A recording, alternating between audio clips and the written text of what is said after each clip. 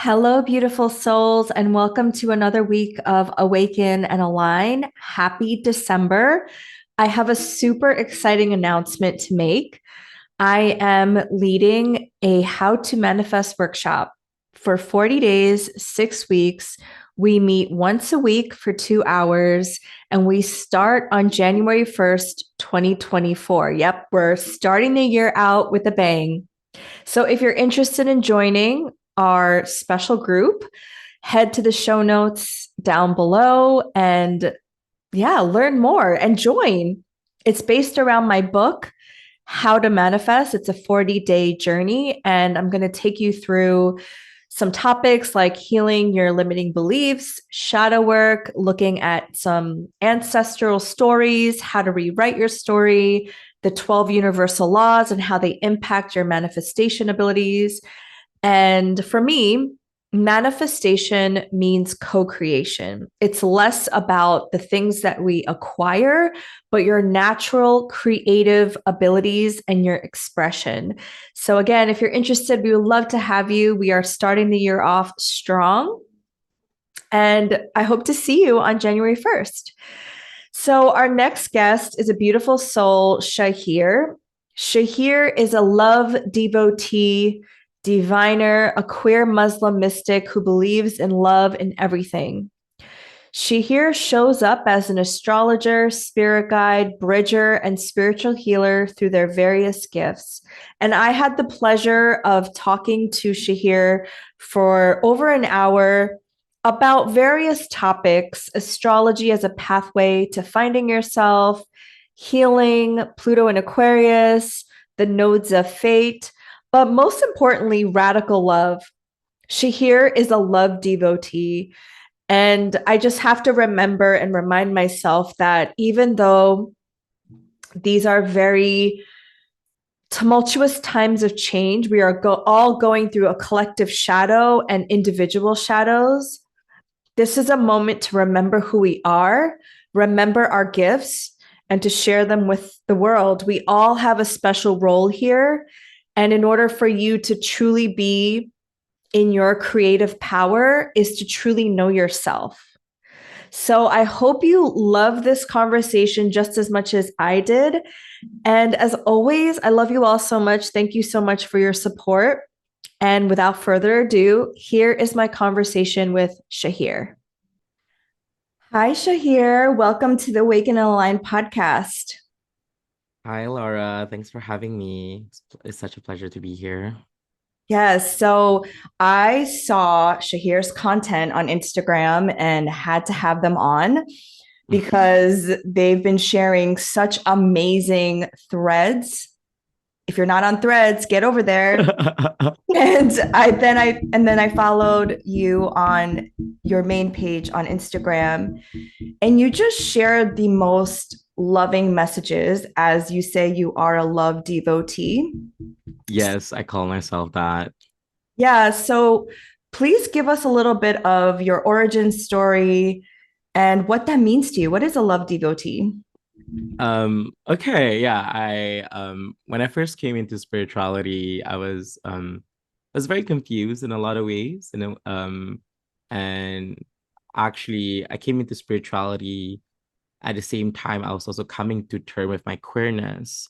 And so it's kind of interesting where for me, like my queer identity, like being non-binary or just like exploring the spectrum in a way, came at the same time in my spirituality. And then that's how the term love devotee came in because I'm Muslim. So I'm still practicing Muslim and I align myself more in the Sufism sort of like traditions, Mhm. of which basically in the Sufi tradition, some parts of it really believe that, the religion is love.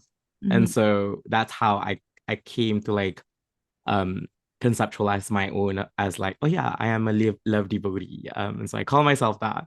Um so that's because it pretty much encompasses like everything that I believe in essentially. And also what's funny is that like even in this through my own chart, let's talk about that. I have Venus and Sun conjunct. I mean, basically my Venus is being burnt up, but in her joy, fifth house. So it's like the sun is also the ruler of my ninth house. Ninth house is associated with religion. It's like Yes. it's very much like, oh wow, it's like, yeah, Venus, the planet of love, is also aligning with the sun. And that's how, like, I was like, okay, yeah, love devotee. And I'm satirizing, Mhm. ruled by Jupiter in Libra, which is also a very relational sort of like planet. Yes. Yeah. Yeah. Wait. So I asked Shahir for their chart last night, and we were just geeking out about our synastry and how similar they are. And so we're both Sagittarius risings, Aries Mm-hmm. sun. You have a Gemini moon, and I have an Aquarius moon, but like air moons, Air basically. moons galore. I love it. And you have your Saturn in its domicile in Aquarius, which I'm Mm-hmm. curious to hear how your Saturn return was. And I have my exalted Saturn in the sign of Libra, and our Venuses are our benefica sect, and our Saturns are our malefic contra sect. If you don't know what that Yes. means, it just means Venus and Saturn are very important in our charts. That's true. That's true. Yeah. Yeah. I love that. Oh, wow. Yeah, literally, like your moon is on my descendant, and I saw that, and I was Mm-hmm. like, okay, we were meant to meet in some fashion over social media at some point. I know. And it was so funny, like, because previously I was actually in New York. So that was my Saturn Yes. return story. Yeah. Oh, yes. I I was actually yes. studying in Columbia. I was doing my master's in human rights before this. Right. So that was my Saturn return in Aquarius story. Right. Basically, yeah. Because I thought you were in New York. Okay, so you're from Malaysia? Is I'm that from Malaysia. okay? Yeah, yes. I'm currently based in Malaysia as well. Because I have family stuff going on. So Saturn moving through my fourth house became very, very literal. Literally me So too. I'm at, very ancestral. Yeah. I have IC in Pisces at the early degree. So it's literally like Saturn is on my IC right now. I mean, I have like 1 degree-ish IC. So Mhm. Saturn is like slowing down there, and I can Oh, feel like, and what's bizarre too, I think I kind of like follow your work. And then I was also like, recently I also just got Reiki attuned. So I'm gonna start my Reiki practice for other people, because but I only get it until level 2 uh-huh. recently. So Oh yeah. my So gosh, no way. I just started my Reiki journey basically. Stop it. Oh my Yes. gosh. Are we on the same path? Are we soul family? Yes, we are. I know, right? Yeah. So that was so bizarre, because yeah. But not So bizarre. not bizarre at all. Yeah. So Yeah. Venus was like, Venus moving through my ninth was basically me getting, yeah, attunement for Reiki. Yeah. Oh, I love that. Yeah. So that was my Venus and Leo story. Oh, that's so cute. So you then were in New York for a short amount of time during your Saturn return. I love that you Yeah. got your degree in human rights. That's so on brand with you and your Aquarius Saturn. It's very much, very much. And I was actually doing lots of before that, I was actually a central banker. I was like working in finance and things Oh, like me that. too. Yeah, literally in New York City. Oh my God, that's wild. I love That is that. wild. Okay. Do you mind if I read this one post that you wrote about astrology? Because Yeah, it go ahead. really sung to me. Okay. Hmm. I am for astrology that elevates the goodness of this world, that rebels against systems of oppression, so Aquarius and Saturn, that Saturn and Aquarius, that remediates fractured parts of ourselves and our connections with others. Astrology that weaves our ecosystems and heals our biospheres, that illuminates our dreams, that shifts them our reality, that disrupts power dynamics of society, that reminds us of our agency, that awakens our magic, that enchants our sensations. The reason why I'm reading it is because this is like your chart coming to life. I know. Oh my God, now that you Really, put the it in key that. words of elevating goodness to this world, such as Sag rising, right? And Mm-hmm. Jupiter and Libra in the 11th.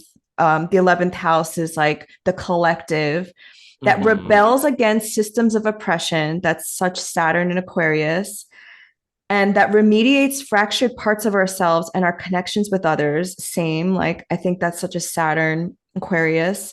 Mm-hmm. Um, Astrology that weaves our ecosystems and heals our biospheres, that illuminates our dreams. That's such an like I see in Pisces. That's so true.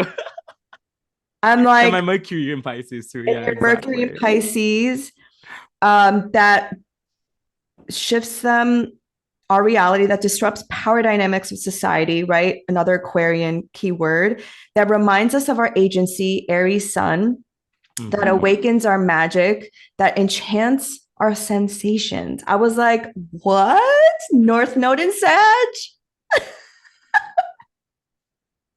Oh my God. Yeah. I wrote that during my Saturn return for sure. Mhm. And I think I wrote that during like Saturn. Honestly, it was during Aquarius season. I have a feeling it was definitely recently. Yes, yeah, because I wrote like because I was really thinking about because I've been practicing astrology since 2019. Mhm. Um, and my clients have evolved, I have evolved, and I was just like really thinking, what am I for? Like, even if like um whenever I do offerings, whenever I meet clients, like what am I here to do with my astrology? You know, it's like, or not just my or like our, it's like how is it that I see astrology as like a potential pathway? I think the word I like to use as well. Um, for those things that I've like described. So I think I was having a moment when I was writing that, I was definitely was like really having a moment of just like being very reflective of my practice, but also like being like, okay, I need a sense of a grounding of like checking in with myself with like, is this actually my values, you know, in a way too? Because um really trying to be intentional with like with it as well. Yeah. It inspired me so much that I'm going to do something similar. Because when I ask people to be on my podcast, I don't know if you Mm-hmm. read my little thing about what I believe Yes, spirituality to yes. be. It says something similar. Like, I believe in a connected ecosystem of land Yeah. and our that we're interconnected. And so I think what I'm trying to say is, once you understand yourself and why you're Mm-hmm. here, and it can be different modalities that help you see that, right? It could be astrology, human design, gene keys, whatever the case may be, but you start to realize that you're a unique signature and that you're meant to be here for a reason. And once you literally like state that and vibrate that, then those things that match you will come to you, which is why I saw that and I was like, okay, I want to be connected with this person. I want to talk to this Mm-hmm. person. I want to work with this person. When you're kind of like not clear, Mm-hmm. really don't know, and I feel like that also affects your business and the people you attract, right? Yeah, exactly. And sometimes people will come to me and you know, I think for me sometimes I'm like, oh my God, that felt a bit of a dissonance, or maybe that's also part of the experience for myself. And it's not like I'm judging that, but or shun that within me. But at the same time, yeah, definitely that is something I want. And it's also a good reminder because sometimes like I don't have an exalted sun. I feel like sometimes can get carried away. It's like with things and yeah, for sure, yeah, definitely about that alignment. I think that's the word. Mm-hmm. Yeah, it became very apparent to me during Libra season and when we had that first solar eclipse. And so I have a Mars in Libra, Mm-hmm. which is not so happy sometimes because it wants to not state aside. It wants to get a consensus. It wants to hold the peace, which is so up like directly opposing my exalted sun because my son wants to be like, no, we're going to do this. Yeah. How I found myself during that time was I felt very trapped because I couldn't Mm. share and voice how I really felt because I was afraid of losing followers. I was afraid of losing friends. I was afraid of losing brand deals. Mm-hmm. And at a certain point, I realized like if you don't take a stand on humanity and what's right, you're never going to be successful, Laura. You have to take a stand and you have to use your gifts, my Aquarius placements in the third house to share your voice because otherwise, what is all this for? And when I Yeah. started sharing is when I felt liberated. I felt Mm-hmm. when I started going towards my fears, the fears weren't there anymore almost. And when people started falling away, it's such an eclipse in the 11th house. When people started unfollowing me and people that I thought were my friends starting to defriend me, and I had to break up with my PR person, I was like, okay, goodbye. Like, why would I want to work with Mm. you if you aren't for humanity? Like, Yeah, why would I want to be exactly. involved with you? Yeah. You know? Yeah. So how Yeah. was your eclipse story? Oh wow, that was like for me, it was a lot happening like really around me in a way. And I think that I was like space holding for a lot of people around me that in a very like 11th house sort of like eclipse in a way. Um there was definitely something that felt like something reinvigorated within me as well because I'm at a space where I just graduated and I was doing lots of like advocacy work uh during before throughout my studies of 2 years. I was in New York. I was mainly in the LGBTQI sort of like work of studying advocacy stuff. I was like part-time interning of like outright. And then I think after I came back home, I was like kind of like disidentifying. I think that's the word a bit, right? With a lot of things. And when I say disidentifying, it was more about like I was like trying to find my grounding of like what do I really really love and want to have more of. And when Libra eclipse happened, and for me I'm like, okay, this is the person I am. It's like it's for me, it's like it feels very natural for me Yeah. to really just speak up on all this, like the things that happened to world and like with the Palestine and Israel. Yeah. Yeah. Wow. It was almost an awakening moment of your own purpose. Same. Yeah, definitely. Definitely. And Really. I was like and recently I kind of like just started like job searching again as well in a very like day job kind of like searching with regards to a career that I kind of like I want to fulfill. So that felt very like, okay, this is it kind of like a reminder of my values too. And same with you. I do feel like there are parts of me that felt very scared of like, oh my God, like over the past few years, I've like garnered like all these followers. I mean, do they know this one part of me? And that's kind of interesting, right? Because like we kind of like create this sort of like like we like why like because when people follow you or like people follow your work and but then they don't actually know you Yeah. truly in a way too, right? Because it's like, oh wow, like and they are out to be eclipsed out of your life um in multiple ways because yeah, and sometimes like eclipse really reveals the shadow, and that's what people say too, right? It reveals things in this life and incompatible sort of like energies that exist as well. Yeah. Yeah, because it's all being hidden. We're all wearing masks on social media. We're just, Yeah. and for me, I use social media as a tool to Mm-hmm. uplift humanity. And so my purpose is embedded in my identity, really, at this point in my life. And Mm-hmm. I, yeah, I think you see, I think I make it pretty clear, but then it was just like another layer of myself that I needed to reveal, like another Yeah. layer that I needed to unfold was no, this is what I really believe in. And if I didn't make that clear, that's on me. Mm-hmm. That I am Yeah. pro humanity and that I am an advocate for people. Yeah. I didn't know that would be Exactly. controversial 23.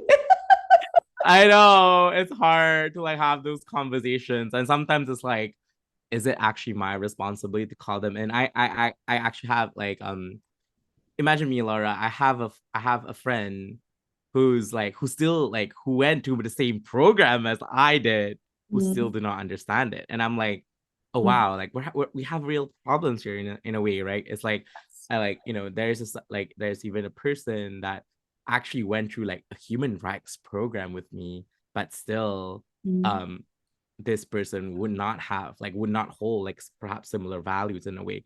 And on one hand, I could understand why, but on the other hand, I'm like, the way the things have escalated, right? It's okay if you did not know before, because people are, a lot of it are misinformed, right? And like in the past as well, maybe they just don't know and about things as well, and that's also part of the truth of it. Yeah.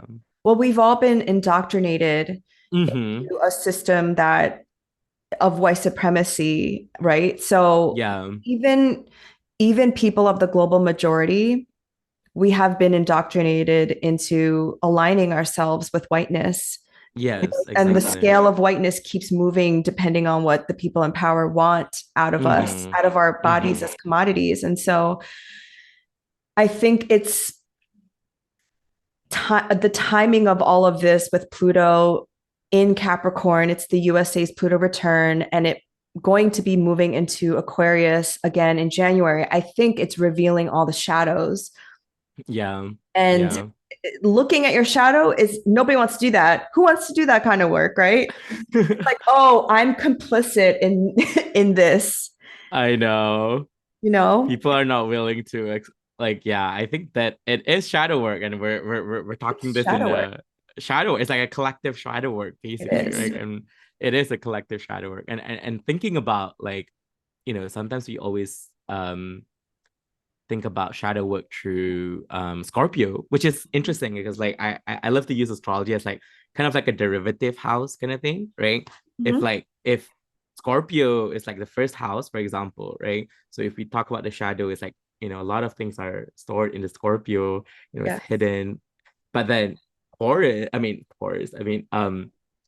Aquarius is actually the fourth Yeah. from Scorpio, right? Mhm. It's like the fourth is the hidden place, Mhm. right? It is like, if we look at the fourth house in a chart, it is kind of like the private most part of the chart. And Mhm. like having a thinking about that, I was like, oh, okay.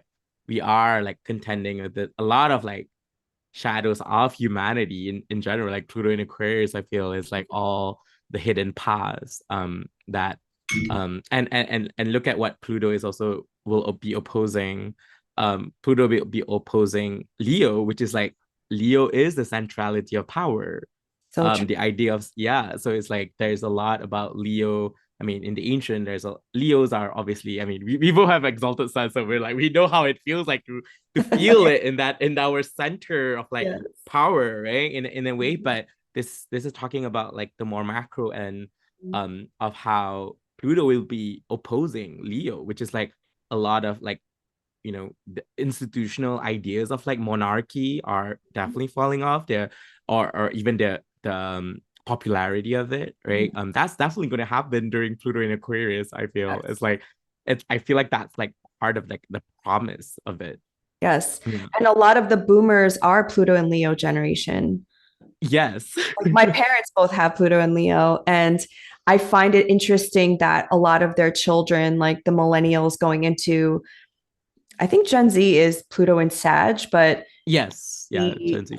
the Pluto and Scorpio gen are going through their Pluto squares Mm-hmm. now. Yeah. And the Pluto in Aquarius is going to be opposing the Pluto in Leo generation. So it's like this moment in history where the shadows are just coming out so deep. Yeah. Yeah. And I think it's about like that feeling of like there, for me, like Aquarius has a this sort of like connectedness, right? Or like even complicity kind of feeling, right? It's like, oh, okay, like Leo is like, oh my God, like I'm just responsible for my own shit. But Aquarius is like, no, Mhm. everything is connected. It's kind of like that domino effect, or that Yes. that network effect of like, if one thing falls, it's like other thing crumbles as well. So definitely, I like to think um, of the mycelium network as a mycelium network, yeah. it's like the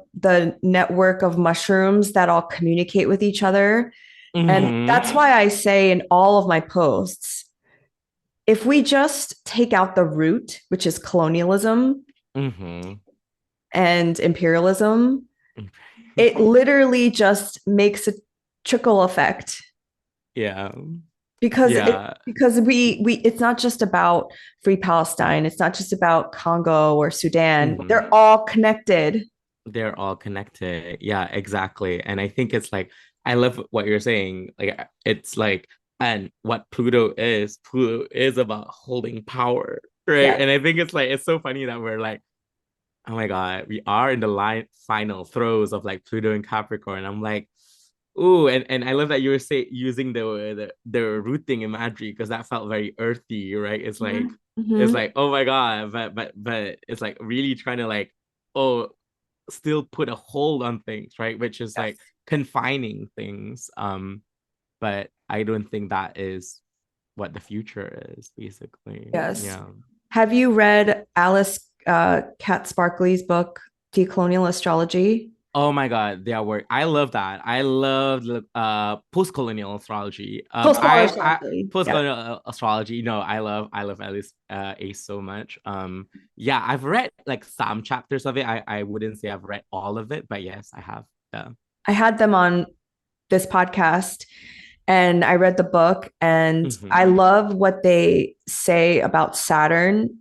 Mm-hmm. Saturn in ancient times was the god, the lord of wealth, because Mm-hmm. Saturn ruled like the land and agriculture.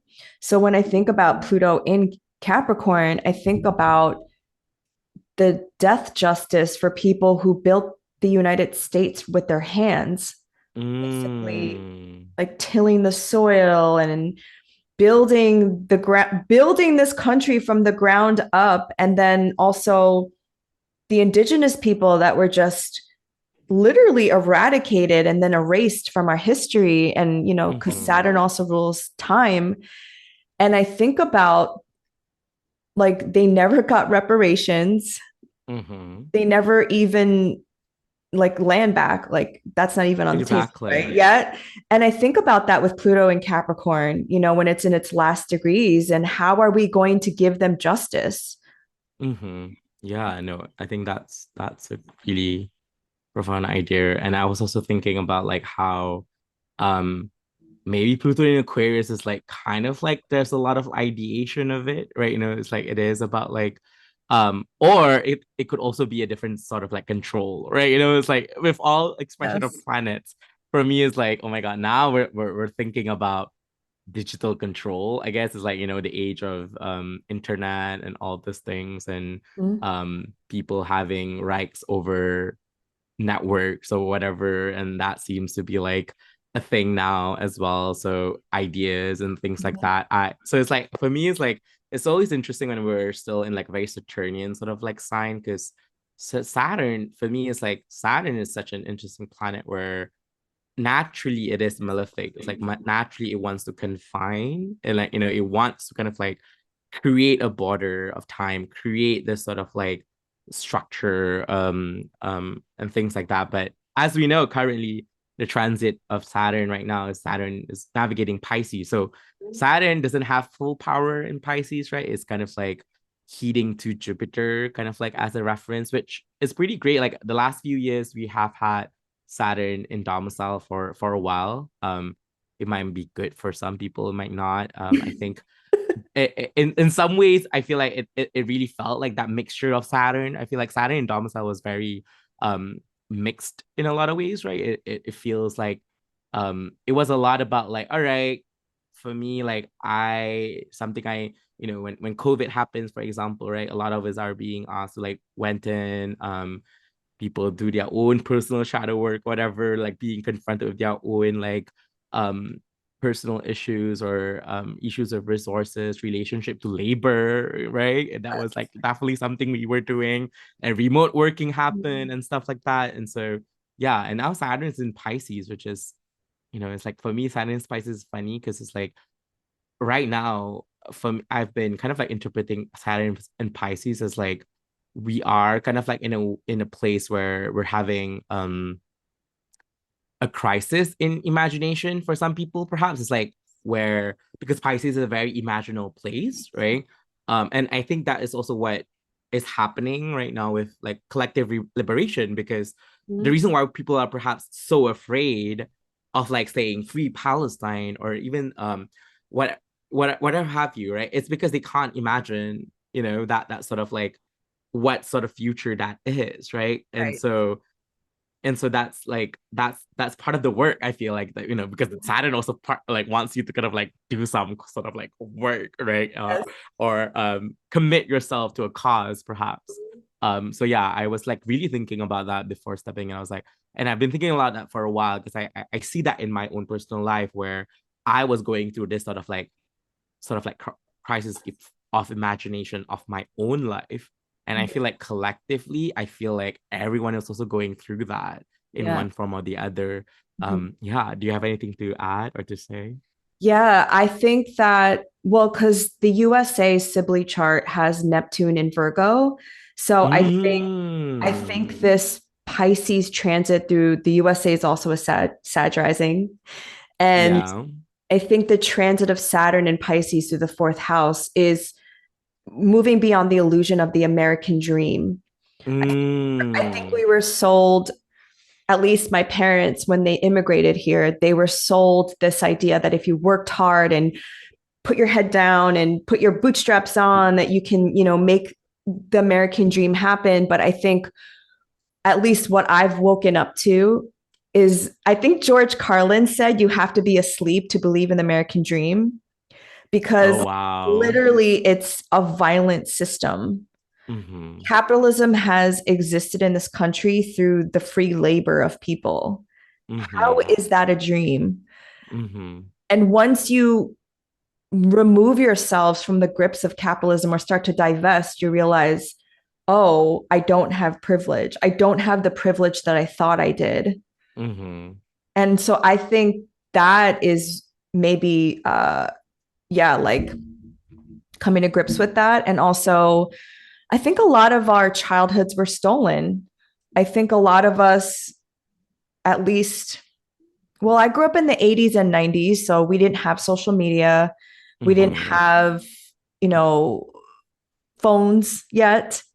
So I felt very lucky in the way that I was able to imagine and have a very robust childhood. But I Mm-hmm. think a lot of it was co-opted, because I think a lot of it was, you have to study hard and go to an institution and, work in a company to get a 401k. I think we Yeah. stopped dreaming, Yeah, exactly. imagining. Yeah. Oh my God. I love that. Yeah, for sure. Yeah. And I think um definitely like sleep is also something very Piscean kind of like realm too, right?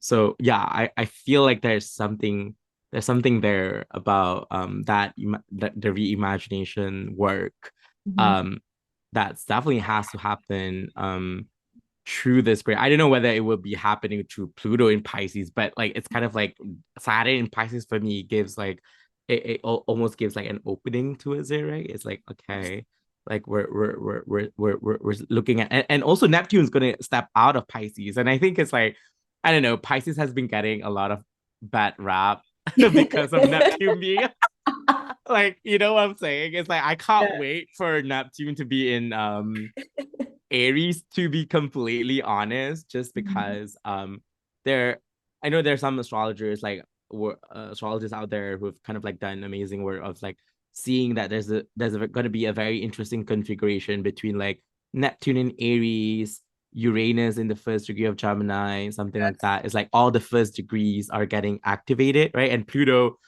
at early degrees of Aquarius as well, and something there about like the ushering of the new world, some Oh sort my of like God. Yeah. that.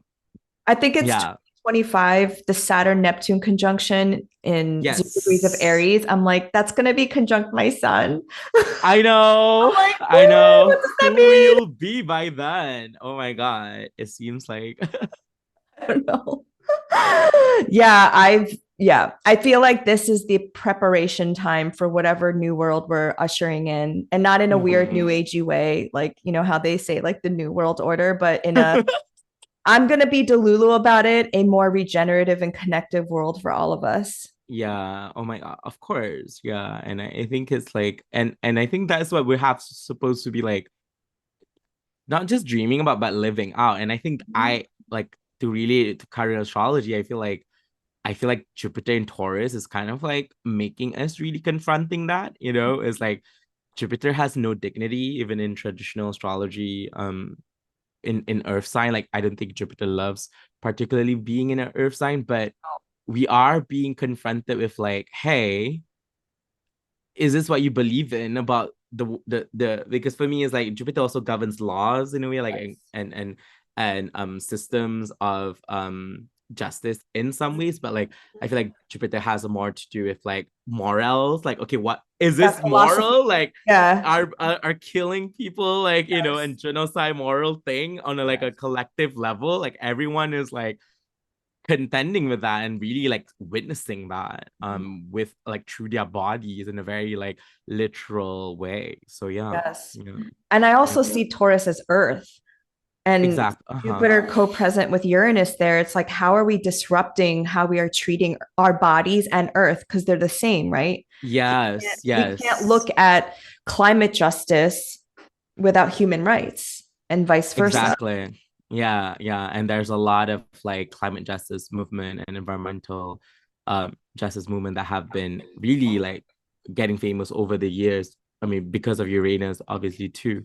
And I think yeah, I'm really looking forward to it, to be honest. When Jupiter, I feel like that will definitely be a theme once Jupiter approaches Uranus even more early next year. Mhm. So yeah, definitely. Mhm.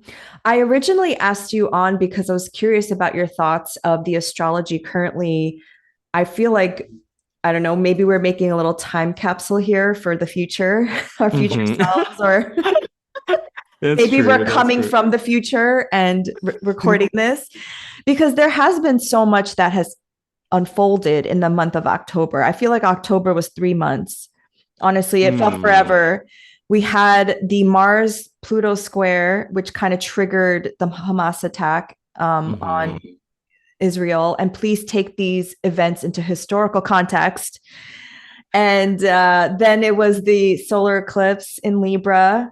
And there was a bunch of other stuff that happened in between. And then we had the last lunar eclipse in the sign of Taurus. So, how are you as an astrologer looking at what's happening? I'm not a mundane astrologer. I don't know if you mhm. are, but how are you Uh, looking at this collectively in our revolution? mm.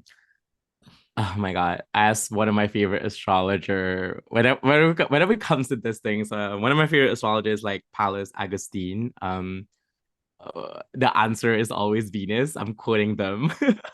The It's answer like is Venus. the answer is always Venus. And I think because Venus, I see this and I was like, it's so obvious that Venus is kind of like fallen in the sky, and I think it's like Venus is kind of like the principle holder when it comes to like justice and being domiciled in, like I feel like Venus and Saturn both are important Mhm. whenever we talk about these things. And yeah, Venus is in Virgo, which is interesting, where it's considered fallen, where um it is the 12th from its own place. I mean, from Libra, it's in the 12th house from its own. So it feels like, like there is no justice yet, right? And so I feel like I am really looking forward in terms of like the Venus ingress into Libra will happen next week, 1 week from this, I mean, by next Yes, I Wednesday. think next week, yeah. Mhm. Yeah, by on the 8th. I am looking forward to the Venus in Libra transit, and hopefully there would be some sort of like resolutions to whatever is Mhm. happening, and call for even greater justice on a very global sort of like scale. Mhm. But we are also having South Node in Libra, and I think that's also something that's going to kind of like whenever we're talking about South Node and North Node issues, we're not we're kind of like digging up the past, right? We're like, this is not just like this timeline kind of thing. So in a very classic eclipsey way, if I feel like this definitely next year will be revisiting it or something too, right? Because we were having the South Node in Libra, and North Node in Aries, which very literally powered up Mars, right? It's like if we look at the North Node as a point of increase and the South Node as a point of decrease, literally there's decrease of justice in this world which is Libra, and there's an increase in what? Mars energy, right? Which is wars. The planet responsible for wars and stuff like that. Um, Aggression, and oppression are also very Martian. So yeah, so I feel that is definitely part of the storytelling here. I also know a lot about like the movement of Venus and Mars in the sky. Um, and one thing to note is that like Mars and Venus has been really just teasing each other. So Yes. like even in our own personal life, like Mars and Venus houses are not like complete yet until they meet in Aquarius In February. next year in February. So that's also something to note of because I feel like there's something here that like Mars is saying some one thing, I think Venus is saying another thing. I feel like there's almost like I don't like to say there's a dual agenda, but it feels like it, right? It feels like Yes. there's like a Very Venus Libran. camp. There's a, as a, it's very in a very Jupiter Libra way. Not everything is like dualistic, but I mean I'm Gemini. It can be multiple. But like it can feel like that sort of like spectrumy sort of like thing. So I feel like there's something about like Venus and Mars issues are not currently seeing each other. And I think planets talk like I call it like planets aspecting each other are kind of like important Mhm. for things to resolve. Like basically like they need to come in a meeting in a way, right? I was like, Yes. hey, Yeah. I need to like we need to get on the same page, or even if we're not on the same page, we need to still communicate. So I feel like there's something about Venus and Mars not communicating as much in the skies has a lot to do with like the current like stuckness in a way too, because and I think in a lot of people's life, regard maintaining their lives, showing up to it in every day, um there's something there about like the Venus and Mars issues which could feel that unresolved in some ways until they meet in Aquarius. Yeah. I love that analysis because also the nodes last year were in Mars and Venus. So we were definitely Yes. like our soul growths have been this Venus and Mars archetypal energies that we're integrating within Mhm. ourselves. Yeah, for sure. Yeah, because we had the Taurus and Scorpio sign, right? And we were like contending a lot. And I feel like Taurus and Scorpio was contending a lot about like the resources, like the within it's very we call it like, they are more nocturnal sort of like sign, right? It's very earthy and water, right? And so but now I feel like we're in a diurnal sign, which is Libra, and not just diurnal, we're also in Cardinal.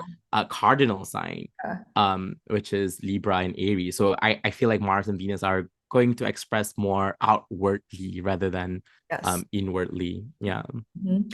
I'm still doing the research on this, so I don't want to report on everything that I found. But in Mm-hmm. 1948, when I think it was May 14th, 1948, when Israel as a state was as formed, Mm-hmm. and that year, later that year in 1948, Korea was split in two by the US and Soviet Union, and the eclipses were in Scorpio and Taurus. So there was an Wow. eclipse in a new moon eclipse in Taurus in May, like the week after Israel was formed, and then the Nakba happened. And then later on in the fall was a solar eclipse in Scorpio, and I think a lunar eclipse in Taurus. When Korea split, the eclipse went through Korea. Oh, wow. Isn't that Wow. wild? And it went through parts That's of Asia. I mm-hmm. have to look again at what parts of Asia. I just saw Korea and I was like, oh my God, how literal. Like it literally split the country in half. And Yeah. but that is also when all of the colonies of Japan went to other, colonizers basically. And Yeah. I just find these eclipses to be so literal sometimes because we just had a lunar eclipse in Taurus. And I mean, look what happened, right? We are Mm-hmm. literally talking Mm-hmm. about the same players, the same countries involved. Yeah. I feel like that's like something a lot of mundane astrologers are very attuned with. Like I wouldn't call myself a mundane astrologer. Apparently, mundane astrology is very complicated for me, I guess. Like I know how to like attune like archetypally with like certain planetary things. But yeah, that's very literal, like the ones that you just said, you Yeah. know. I think I just wanted to mention that because I find with a lot of white astrologers, Mm-hmm. they don't talk about places like Palestine or Congo or Sudan, like the global south, as part of the revolution Mm-hmm. through their own bias. Maybe they don't think to look, or maybe they don't believe that it's a revolution. And I feel a certain level of responsibility to say that. Yeah, I think it's like I think definitely there's a lot of for me it's like I definitely see that for sure. And I think there's a lot of things there, right? At one hand, do they don't want to talk about it because do they know about it first of all, right? Because it's like a lot of things are um like is it even within their awareness? Because it's like, okay, do you even know about it first of all, right? And I think there's also something about whenever we try to catch as a Malaysian, that's why sometimes whenever eclipses happen, I was like, oh my God, like I see this evidence happening in Malaysia, but no one's picking up on it, right? It's like, and it's kind of like, oh yeah, because it's kind of like, that's how the media sort of like works, right? It's like, oh, is it sensationalized? Where is the centrality, like the centrality of power is, where is the coverage is as well, to consider it like news, right? What is considered news? And I think that's very Aquarian in a way too. It's like, okay, is other people's lives coverage more matter, right? And that's like a important. I think you brought a great point for sure. And um, so sometimes I also wonder, but sometimes I'm like, I don't know what's going on as well. It's like, what is going on in another person's psyche, or like what are they thinking? How are they conceptualizing it? Are they feel more distant from it for some reason as well, right? Or maybe they're or maybe also there's a lot of like move like, even from I would say like even from people from like more leftist or whatever, like kind of like thinking, are they like, oh, they don't do you know how people also like they don't want to speak about something they Yes. don't know about or something like that, Yes. right? They don't Yeah. people want and I was like at some point I was like getting annoyed at it as well because I was like, um, what do you mean? Like when people were like, oh, I don't want to like seem performative. I was like, what do you mean perform? Like if you are actually doing the work Mhm. and this is your values, like why are you here debating performative? Right. Well, it's very Libran, So right?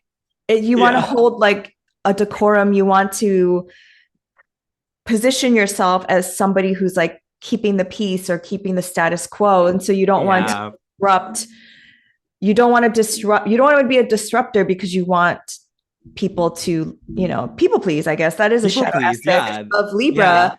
And I saw that too. But I also think that the worst offenders of this whole thing were leftist, more liberal, progressive people who I don't know what happened to them. They were all posting that black square during BLM. They all have the pride flag, but then when it came to this, it was like crickets.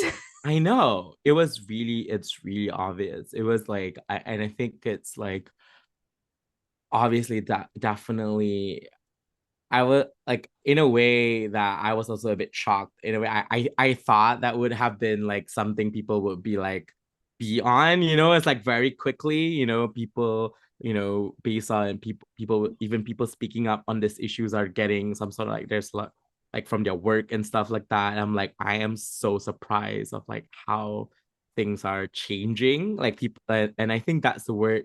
Um and it's either like are people forgetting things also too? It's like, do they not remember?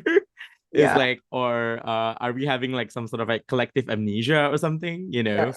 That's it. So that's also part of it for sure. Which people need to wake up. I know. Yeah, But people yeah. are, I think the most positive way to spin this for me this past month has seen the collective coming together of Free Palestine, this Free Palestine movement, and Mm-hmm. people finally speaking up after not, people really coming together. Yeah, truly, truly. And I think it has a lot to do with like coverage. It has a Yes. lot to do with like coverage. And it has a lot to do with like social media. It has a lot to do with like news media coverage and like even like countries from like, Latin America and all those things are like even being more vocal. And like when and we see how like disempowered, let's talk about that, right? UN and even like all this big organization which are supposed to be upholding collective values. I study human rights. I know it's a broken system. It's like in a way it's like it's in a true value. It is a system made, as like Audre Lorde would like quote say, like, the master's tool wouldn't destroy the master's house, right? And I think it's like, the United Nations are created from the wars, the people who are colonial power, people who are powerful by definition. And any countries can just have like they have the veto power, right? Like the US vetoed uh Humanitarian. Yeah. yeah, things. And I was just like, and even it with like even with like awakenings of like callings from the UN, I think people are then realizing of like, oh my God, yeah, this is like in an international agency. Like, and I think that's also something I'm like sometimes like something I think we are already disrupting it in our own lives, because there's so much like sometimes like the appeal to authority, right? And we know that we are trust the people more than authority. Yes. It's And I so, think that's so Aquarian. Yeah. that's the Aquarian power. Yes. Um, and I mean, we know that we don't trust, like, with like the BLM movement, for example, like we don't trust the police, for example, right? Yeah. Um, and it's like people are slowly, I think, moving with that, like, and really like contending with that as well, right? And obviously, um, authority has values in some ways, as of right now, for sure. But whenever, and I think because Aquarius also helps out to really spread news and information and things like that, I do feel that people are really realizing that, okay, like, oh wow, I see in front of my eyes, um, and then things are not right, for example. So, yep, definitely. Yes. When you were talking about people actually having the power, that's how I see Pluto in Aquarius. Mm-hmm. Because the USA Sibley chart has an Aquarius moon, like me, Oh, you in are. the third house. And I honestly think when Pluto goes back into Aquarius, the US American people are gonna remember, like, oh, this is our responsibility. Again, I'm Delulu, so I'm just putting it out Mm-hmm. there. Yeah. And I I believe that it's us taking our power back, like our Constitution says, we the people, because it is our responsibility. Mm-hmm. We Yeah. are like the United States is the evil empire that the Star Wars people tried to rebel against. you know, you have that awakening, and you're like, oh man, we have to take down the Death Star. No, that is so true. That is so, so true. Exactly that. Yeah, and I hope so too. I definitely, and I think it's like for me, it's like for me, I guess I'm more conservative in my thinking through that. And I was like, I just feel that for me, Pluto Aquarius feels like a decentralization of power even more. And so yeah, like people in the US might, so that might even be a greater decentralization of power in some ways. I mean, on a very global scale, we're kind of seeing that already. I mean, even if we're like for example, part of like the the boycotting Israel sort of like movement because of like their constant like they did not like heed the call for a ceasefire, right? Um, People are trying to boycott like products, right, and stuff like that. And also like really thinking about that through the lens of like economy, even, right? Because it's like, yeah, like you can't boycott like because the USD or like whatever, right? You know, it's like there are certain like financial system capitalism that has been in place that there are always going to be like things, certain systems which are in power. And I was just like thinking that about like, oh, maybe there's something about like the world is really like putting their risks elsewhere or something like that. Or like there's something about like even in the global stage, I'm like, even with like before this, we had like Russia and Ukraine going on. That is something about like our game going on, right? And so I do feel that even with the war right now, there is this sort of like people obviously in each nations need to realize their own power back and not being under oppressive or regimes that are not for their values. But at the same time, on a global scale, I also see it as more like there is some sort of like a loosening of certain powers and gaining to towards another. Yeah, Yes. yeah, I mean, yeah. I'm coming out of my Pluto square. So Mm-hmm. how that looks for me individually is reclaiming my own power and the ways in which in my Mm, own life I felt oppressed and the victim to something, and reclaiming that and realizing nobody's going to save me. It's very North Node in mm-hmm. Aries. Like, no one's going to come be my savior. No one's going to solve my problems. I have all the power within me. And I guess maybe as an exalted Aries, we always kind of feel that way anyway. But I think that how we do this work individually is asking ourselves, what do we value? What are our values? And are they aligned with how we're spending our money and time? And Mm-hmm. how can we do this inner work to reclaim our own power and then show up in community in that way? Not show up in community, Bell Hooks talks about this, like, you can't show up to the community in a void, because you're just going to suck the energy out of everybody, right? but Mm-hmm. but in a way where it's mutual aid and reciprocity. Yeah, yeah, yeah, sure. Like, yeah, I think, was it, I think Audre Lorde said like without community, there's no liberation, basically, right? Yes. So, yeah, exactly about like resourcing another, and coming back to the mycelium effect that you said, that's basically it, right? It's like really knowing that if I'm not if someone like if a members of my and I when I first entered here, I have like this poem that I wanted to share, which I think this would be like timely to share it. Yes. Um which is felt very like I feel like very Pluto, very Aquarian energy, this one. So it's from the book Radical Love by Omid Safi. I would really recommend it for anyone who's like interested in like Sufism, or because it's like basically poems and like teachings from the Islamic mystical tradition. Mm. Um, so this one is called Humanity and Suffering.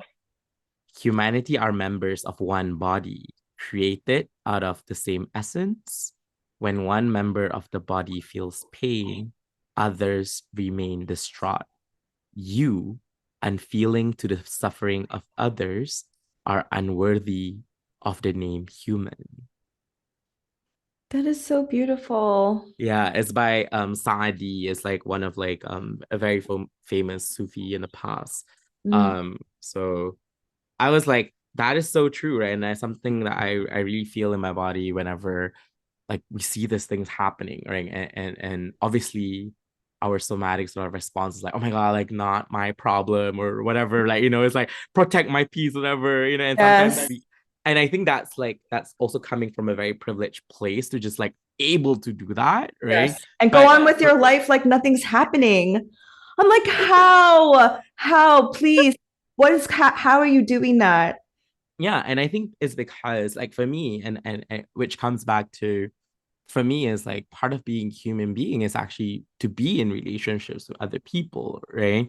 And I think it's like, and who are you in relationships with, and who do you identify as your community would also be like a very important point for everyone out there. Because maybe some people, they do that because they don't even consider like those neighboring, people who are being oppressed as part of their human community. You know what I'm saying? It's like maybe for them that they're like, oh, okay, I don't want to be bothered by this or something like Yes. that.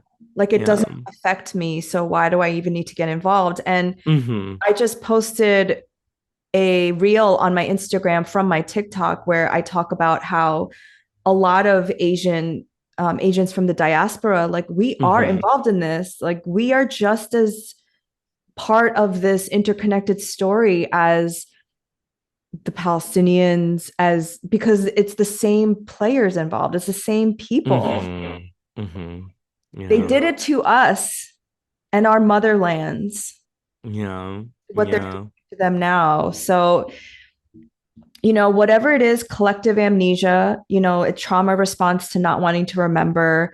We weren't taught these things in school, right? We weren't Yeah. taught Asian history. And, but it's our responsibility as a people, as a humanity to learn and unlearn. Mm-hmm. Yeah, for sure. And for me, it's like, I mean, obviously because I'm in Malaysia, that I feel like, oh my God, yeah, obviously the natural people in Malaysia. I mean, Malaysia doesn't even recognize Israel as a state. Yes. Um, so that's like we're part of that movement. But then there's also another problem of that because there are people who are even within and there are people who just like blindly follow that too, right? It's like they just say that, oh, and because some people take it because of their religion as well, so that is a different sort of like unlearning that is needed, right? Because Right. it's not, it's like, okay, I was like, okay, why? And when in fact, whenever there's Palestinian refugees coming to Malaysia, I mean, refugee don't have rights to public education, for example, right? And so it's like, that's also another thing that we have to like Mhm. talk about and grapple with all together. So everything is like, I was like, oh my God, yeah, everything is like so connected, right? It's like, oh Yeah. wow, like things are happening elsewhere, but then whenever there's like Palestinian refugees in Malaysia, for instance, or even everywhere else, like ask those countries, are they actually being taken care of, right? Like the refugee rights, what rights do they have, right? And I think those are also something we will have to contend as humanity. Like, what is citizenship, right? It's like, Mhm. what is being in a nation state Right. in one way or the other? And maybe that's like very futuristic of me to think about, but I think we're heading there, to be honest. It's like, because it feels like, because for me it just feels like the problem just like goes around and around and And around and recycle. around. Recycle. It's just Yes. like being pushed to like here and there and stuff everywhere. And I'm like, are you not seeing? It's Mhm. like it's like, why can't we just move freely? We also have that same, I guess, issue with our borders. Borders is Mm-hmm. such a Saturnian word, right? With Yeah. the migrants that come up from Central and South America. And I'm always like, don't people ask why they're leaving their countries? Like, why they have to? They're risking their lives to come here. Like, Mm-hmm. could it have something to do with us? Maybe.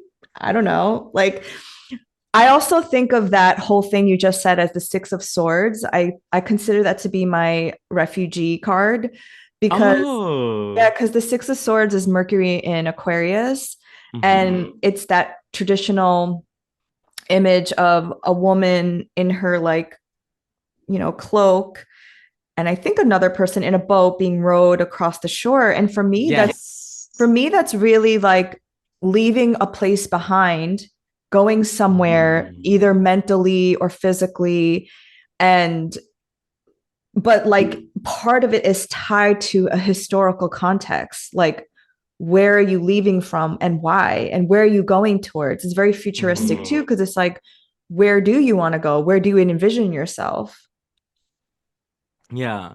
and I think it's like, oh my God, now my Saturnian side comes in because like, not to say the Six of Swords is like a bleak card, but like I'm being reminded of like Austin Coppock talks about that decan, the Six of Swords decan, as something about like that's kind of like a choice of like, if but then I feel like, I mean, I think Austin Coppock like was like really going to the Saturnian Aquarian thing of like Saturnian almost type like, of person. Yeah. yeah, it's like a very like choosing exile in a way, right? Yes. Or choosing, but then I feel like no, but like you're also choosing something better, right? It's like Mhm. you're choosing something else. Like Because what you have could to. have you have to, and um, there is a lot of like imagination that could come from there as well. So yeah. Yes. Because I mean, my parents immigrated here in the 70s. So, like, about 20 years post World Korean War. And they came here because there was more economic opportunity. Did they Hmm. really want to leave their motherland? I don't know, maybe not, but it's Hmm. sometimes out of a need to survive. Yeah, no, for reals. No, Yeah. I 100% agree with that. Yeah, I'm in Malaysia right now, and where I mean, being LGBT is like a no-no at all, right? For instance, it's not like it's like there's law that could be prosecuted, and so it's like it's one of those things where like laws around the world are also partly the reason for it, you Yeah. know?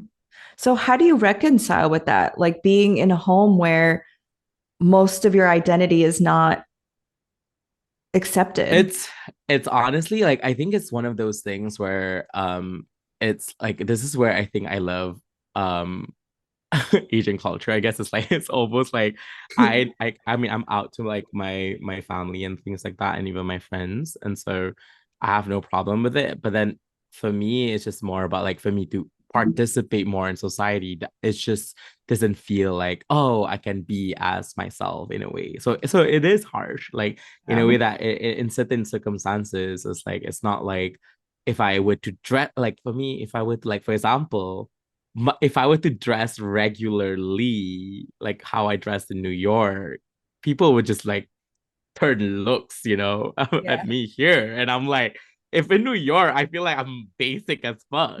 You would be You know, just a normal Tuesday afternoon getting coffee, exactly. you I'm know? just getting my coffee, but that's part of life. And I'm just like, Yeah. oh wow, oh wow. And I think it's like it is about like choices of it for me, it's like it is about like um choosing like the presence, like whatever it is at, but not feel defined by it in a way too, right? It's like, okay, like this is the limitations that exist, but am I constantly being defined by it, or is it something within me that is like feels empowered enough that like, all right, I can still like do this. And like in my own scholarship, like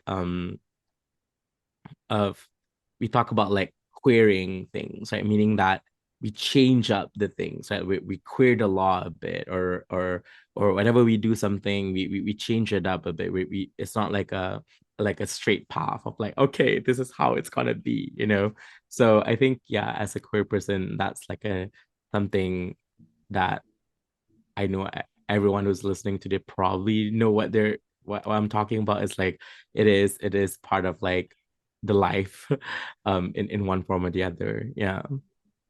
Yeah, I think wherever you find your identity at the intersections, right? It's like Hmm. part of it still has to survive in this oppressive system Yeah. and find ways, however creatively. Hmm. Yeah. It's so unfortunate. I'm like I said, I have Uranus on my ascendant and I have Lilith in the first house. I'm just like, let's all just burn it down and start from scratch.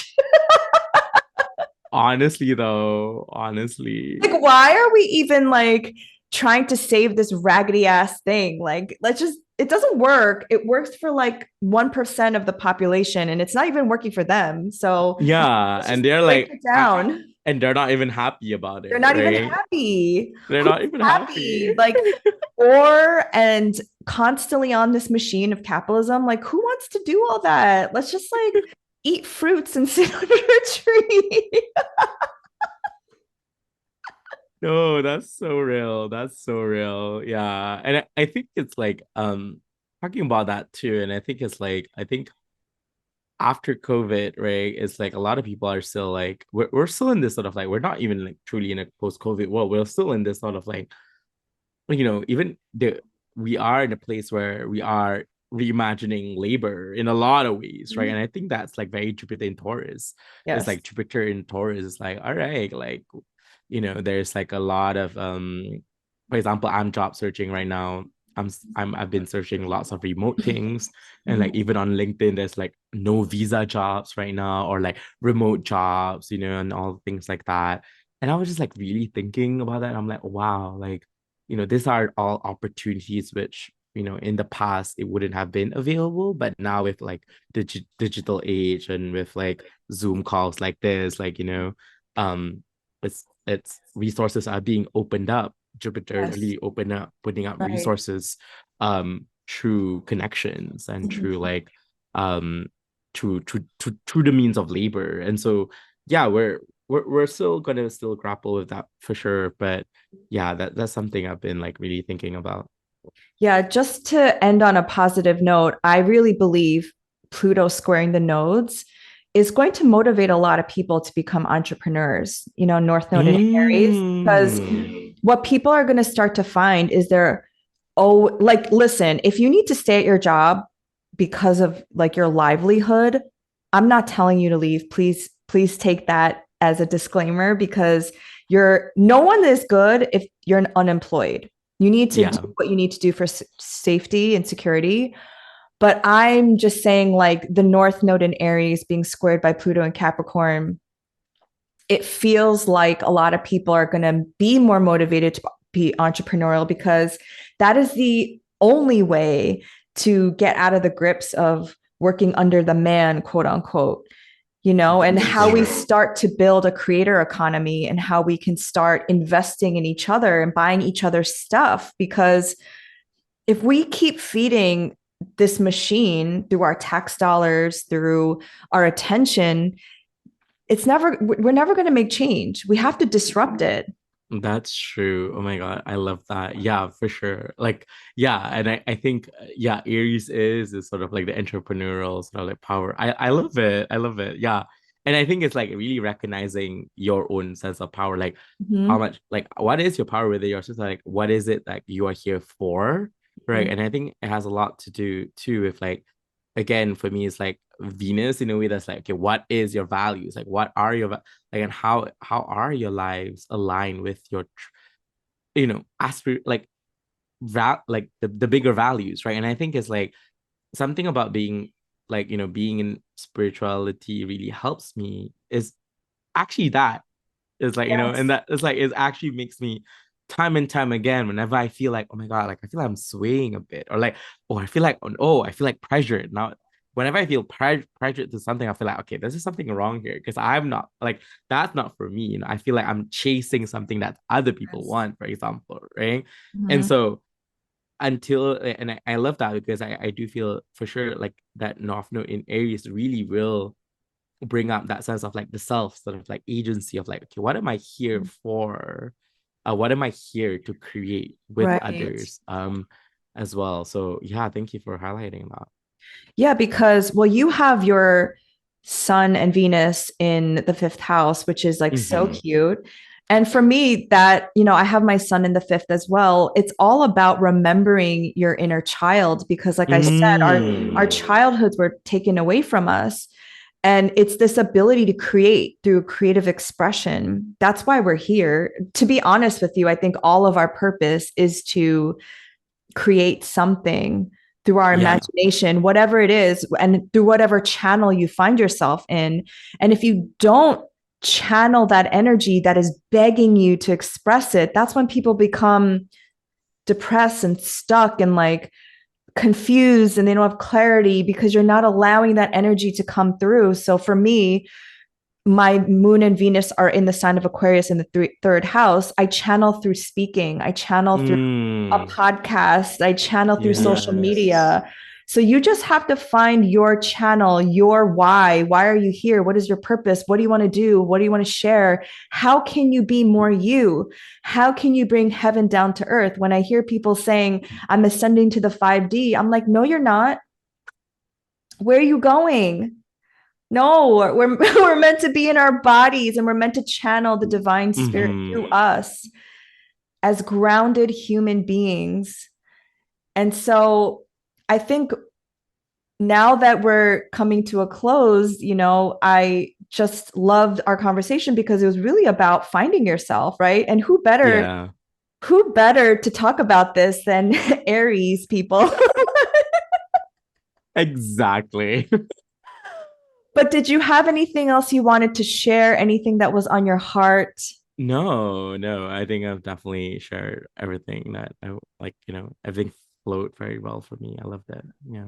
So, if people want to work with you, what are your services? How can they connect with you? Yeah, so I am mainly doing lots of astrology readings this year. I have a birthday offer, so I just launched the Scorpio one recently. That's really fun, It's basically like looking at the year ahead, solar return, perfections.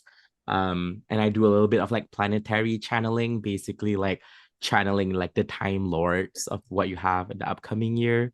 I also have my one of my other specialty is actually talking to spirit guides. So that's like an offering that I don't usually promote, but then it's like this is Scorpio season, so I was like, let's just put it on dial. But I've been doing that for years now. Basically connecting you with your guides and the energy and the archetypals spirit team around you, basically. And the other, I also do tarot astrology, like a combination sort of like offering as well. And I also write on my Substack. I haven't been writing much, but before this, I've been an avid writer when I was still a Gemini student, but not moon. that Gemini moon, but Mhm. life takes its own course. But I am gonna be writing something for sure in Yes. this upcoming week. Yeah. And your threads are on fire, so follow them on threads. Yes, follow me on Threads and on Instagram too. I sometimes I make on Instagram I post random videos. I'm usually very much like casual with my Instagram account. I'm like I put astrology there. I put me cooking there. It's a lot of random Oh, stuff, but same. yeah, I love it. I'm such a human being on there. So yeah, Thank you so much for being here and for offering us your wisdom. thank you, Laura.